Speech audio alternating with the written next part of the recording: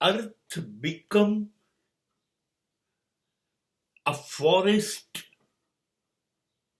of culturelessness.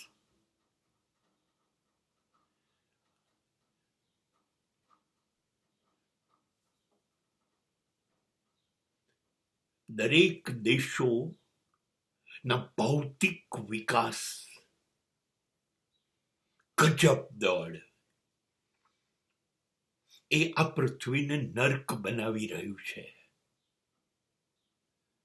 એ સ્થિતિ આવી ગઈ જ્યારે જંગલોમાં, પહાડોમાં, ખીણમાં ક્યાંક ખૂણામાં જીવતા આદિવાસી થી પણ વધુ પછાત જો કોઈ જનજાતિઓ હોય એ શહેર કરતા વધુ સુસંસ્કૃત અને વધુ સભ્ય લાગે છે. શહેરી પ્રજા હવે વિકૃત થઈ ગઈ. સંસ્કૃત, સંસ્કાર, સભ્યતા ના નામ ઉપર શું ચાલી રહ્યું છે કે જેને કારણે પૃથ્વી નર્ક બની ગઈ. આ શહેરોએ પૃથ્વીનું એક એવું ખતરનાક સ્વરૂપ બતાવ્યું.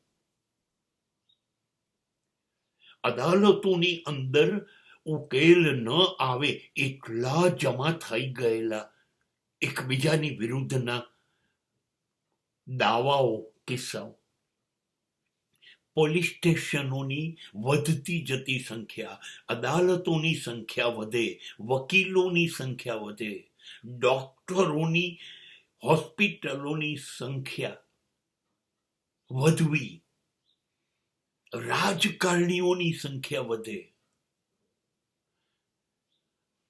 દરેક ખૂણા ઉપર શરાબખાના, નશાખોરીના તત્વ, વેશ્યાવૃત્તિ, અપહરણ, બળાત્કાર, ભ્રષ્ટાચાર. અચ્છા, શું નથી થતું શહેરોમાં પૈસા મેળવવા માટે અને મેળવી લીધા બાદ એને ટકાવવા માટે? સત્તા મેળવી લીધી અને મેળવી લીધા બાદ ટકાવવા માટે. અચ્છા, કયું સાચું કામ થાય છે? કયું સાચું કામ થાય છે? આઝાદ હતા 75 વર્ષ થયા આપણને. આ 75 વર્ષમાં રાષ્ટ્ર પાસે ગાંધી અને વિનોબા કક્ષાના નેતાઓ કેટલા ગણી બતાવો. રાજકારણમાં પતન. ઉદ્યોગપતિઓ તો નાનામાં નાના શહેરમાં અબજોપતિઓ છે. કેવી રીતે અબજો રૂપિયા આવી ગયા?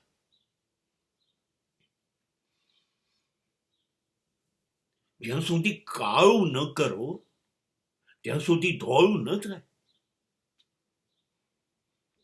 એમને અબજોપતિ નથી બનાતો, ખોટું તો કરવું જ પડે છે. આ પણ ઢાંકી દે છે.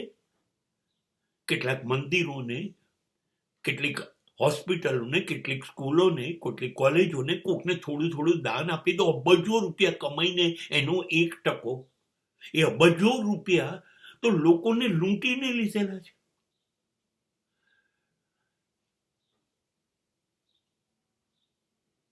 ભેંસ તો કે ગાય તો દૂધમાં પાણી સાથે દૂધ આપતી નથી ને. એ તો ઘાસ ખાઈને જીવે છે ને. એને એનું સંતત્વ પકડી રાખ્યું.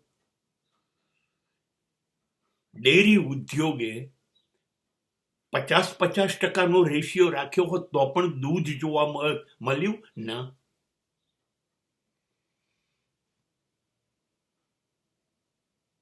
ધંધા વ્યવસાય લૂંટ કરી. અપહરણ અને બળાત્કાર એ રોજિંદી ઘટના છે. ટીવી, સમાચારો અને છાપાઓને જોઈ લો. એ વગર મળે તો બતાવો. એવો એક નેતા બતાવો જે ડઝન બંધ પાર્ટીઓમાં ફરિયાદો ના હોય. મને સત્તા આપો જેના ભાવ, પ્રાઇસ ટેગ ના બોર્ડ ન લાગ્યા હોય દિલ્હીમાં.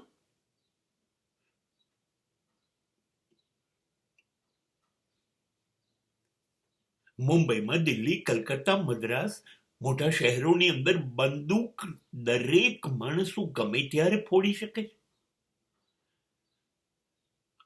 જુગારખાનાની સંખ્યા વધી, શરાબખાનાની સંખ્યા વધી, વેશ્યાલયોની સંખ્યા વધી, આટલું બધું નીચે ગયું સમાજ.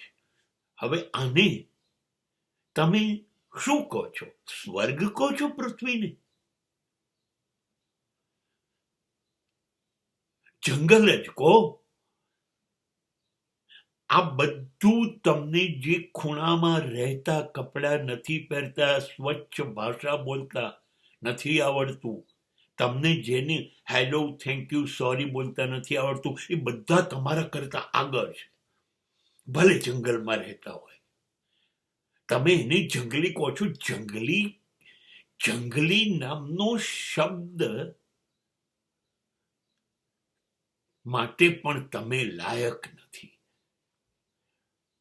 એટલા માટે કહું છું કે આદિવાસીઓ હજી સ્વર્ગમાં જવાને હકદાર છે, પણ વિકસી ગયેલા hello, how are you, good morning sir બનેલા શહેરીજનો એ આ ધરતીને માત્ર નર્ક બનાવી